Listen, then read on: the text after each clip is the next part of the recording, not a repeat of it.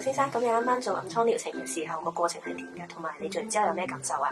第一步咧，姑娘會幫我嘅面部做一啲簡單嘅清潔啦，將我面部咧一啲比較表層嘅污垢咧都清理出嚟嘅。咁之後咧就會敷上咧有中藥成分嘅面膜咧去到我塊面度啦。